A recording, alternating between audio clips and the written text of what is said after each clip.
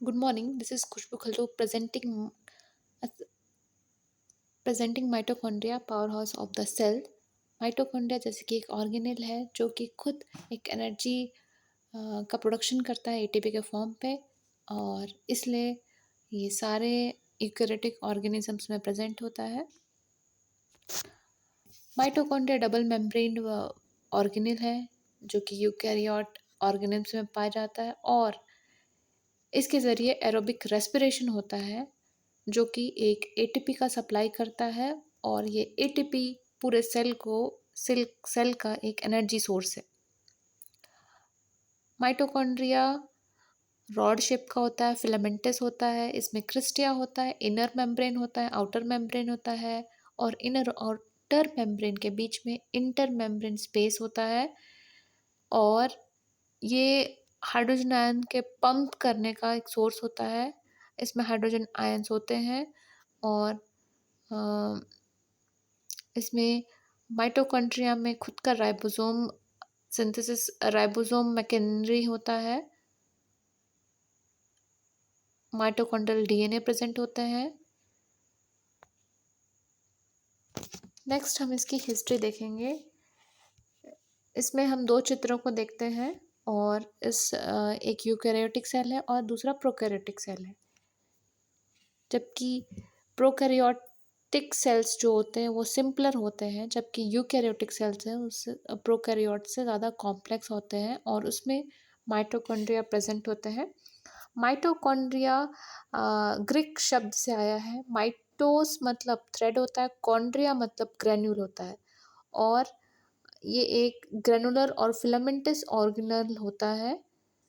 और इसकी सबसे पहली खोज एटमन ने की थी 19th सेंचुरी में। 1894 में इसको एटमन के द्वारा देखा गया था, और एटमन ने माइटोकॉन्ड्रिया को एज अ बायोब्लास्ट कहा था, और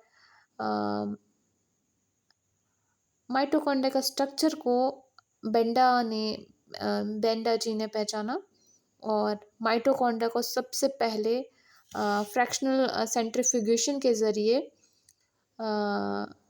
आइसोलेट किया बेंसलेन हॉरे इन 1934 में, और हॉकबोम एंड हिज कोवर्कर ने 1948 में फाइनली माइटोकॉन्ड्रिया को सेलुलर रेस्पिरेशन का साइट बताया, और सेंट जैन ग्रीन ने माइटोकॉन्ड्रिया को स्टेन करने के specific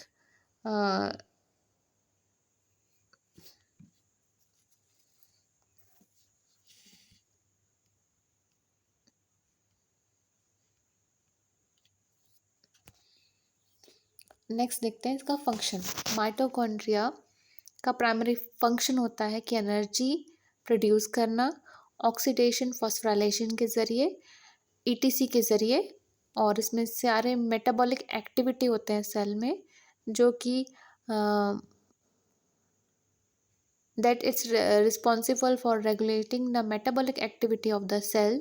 It also promotes cell multiplication and cell growth. ये ऐसा इसलिए करता है क्योंकि डीएनए माइटोकॉन्ड्रियल डीएनए के पास कैपेसिटी होती है कि वो अपना रेप्लिकेट बना सके।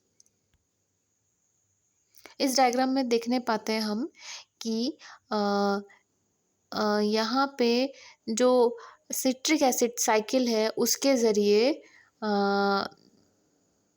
जो भी एनर्जी बन रही है, जो भी आयंस है, जो भी एटीपी का फॉर्मेशन हो रहा है, वो सारे बन रहे हैं। साथ ही साथ यहाँ पे हम देखने पाते हैं कि हाइड्रोजन आयंस है वो आउटर मेम्ब्रेन मैट्रिक्स है, आउटर मेम्ब्रेन इनर मेम्ब्रेन के अंदर इंटर मेम्ब्रेनल स्पेस में सारे प्रोटॉन्स हैं जो कि हाइड्रोजन फॉर्म में वो पंप आउट होते हैं, और यहाँ मैट्रिक्स के अंदर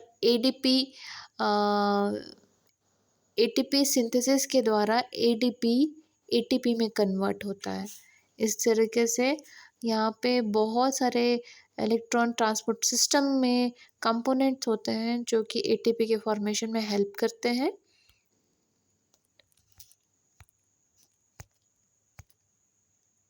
नेक्स्ट हम लोग देखते हैं mitochondrial DNA. Mitochondrial DNA generally mitochondrial cellular organelles में प्रेजेंट होते हैं और इनका काम होता है कि ये माइटोकॉन्ड्रियल को कंट्रोल करते हैं और साथ ही साथ ये एक तरीके से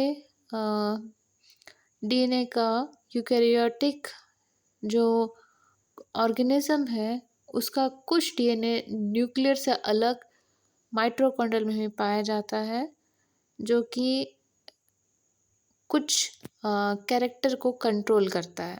यहाँ पे हम देखने पाते हैं कि एक माइटोकॉन्ड्रियल डीएनए है जो कि 16 RS DNA 16 RS ribosomal RNA का फॉर्मेशन करता है, 12 एस आरएनएस का, साइटोक्रोम बी का और एटीपी सिंथेसिस का, साइटोक्रोम ऑक्सीडेज का और एनएडीएच डिहाइड्रोजिनेज का।